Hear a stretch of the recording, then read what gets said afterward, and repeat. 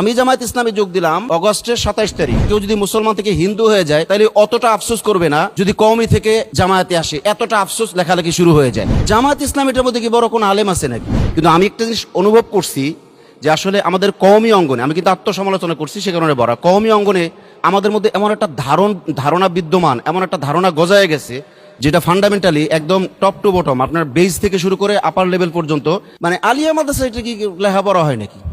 জামাত ইসলাম এটার মধ্যে কি বড় কোনো আলেম আছে নাকি? সুন্নি জামাতেরা কি কোনো আলেমের কোয়ালিটিতে পড়ে কিনা? এইরকম যে একটা ধারণা বদ্ধমূল হয়ে গেছে আমাদের মধ্যে, আমি কিন্তু আমার দিক থেকেই বলছি, যে কারণে আমি খুব অবাক ফিল করতাম। এরপরে এই ধারণাটা কিন্তু আমজনতার মধ্যেও ছড়ায়া যায়, আমাদের জুমার খুতবায়, আমাদের বলায়, আমাদের অ্যাক্টিভিটিসে, সব জায়গায় কিন্তু ছড়ায়া যায়। তো আমি জামায়াত ইসলামে যোগ দিলাম অগস্টের 27 তারিখ, আজ থেকে প্রায় 5-6 মাস, 6 মাস প্লাস মাইনাস। এরপরে আমি বিভিন্ন অনুষ্ঠানে যোগ দেওয়ার পর আমি দেখলাম যে আমাদের কওমিতেও তো বহু আলেম এমন আছে যে এবারত পড়তে পারছে না।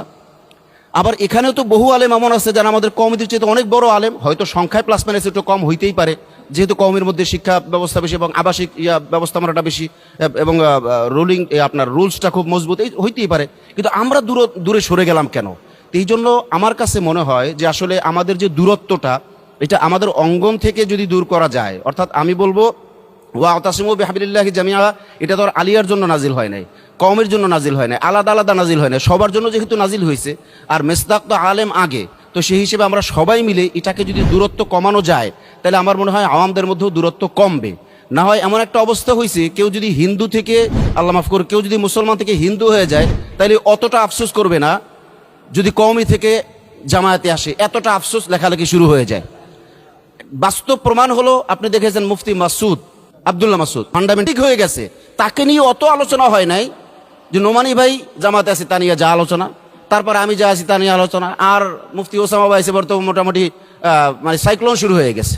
এই যে কি এক অবস্থা, কেন এইটা হবে? এই জন্য আমার মনে হয় আজকে আমি আলোচনা করে শুনতেছিলাম আর অনুভব করতেছিলাম, এই যেখানে দর্শে কোরআন হয়, দর্শে হাদিস হয়, এই যে ফেরাকে বাতিলা নিয়ে আজকে শিয়া মতবাদ নিয়ে যা আলোচনা, ফেরাকে বাতিলা, অন কাইন্ড অফ ফেরাকে বাতিলা, তার মানে আমাদের মধ্যে সবই তো আছে, এখানে নাইটটা কি? যেহেতু সব আছে সেহেতু আমার মনে হয় যদি হাউস অনুমতি দেয় বা হাউস যদি উদ্যোগ নেয়, আমি আবেদন করব বিশেষভাবে যে আমাদের আলেম সমাজের দূরত্ব কমানোর জন্য আমাদের এই আলোচনাগুলো, ইলমি আলোচনাগুলো, এইটা কিভাবে পাবলিকের মধ্যে ছড়ায় দেওয়া যায়। এখানেও যে আলেম আছে, যোগ্য আলেম আছে, এখানেও যে ইলমি মুজাকারা হয়, এখানে যে ইলমি কথাবার্তা হয়, ওই কথাগুলো কিভাবে আসা যায়। আর এটার সামারি আমি এইভাবে করব, যেমন কওমি আলেমরা সবাই কম বেশ কথাবার্তা বলেন, কিন্তু এই ঘরানার, জামাত ঘরানার অনেক আলেমরাই দায় নিয়ে কথা বলতে চান না বা পরিচয় দিতে চান না বা নিজেকে একটু মাহজুব রাখতে চান। এটা ঠিক আছে, এটা দোষের না, কিন্তু স্থান কালপাত্র সবাই না বললেও অন্তত কিছু কিছু আলেম বলেও এই দূরত্বটা কমাইলে হবে কি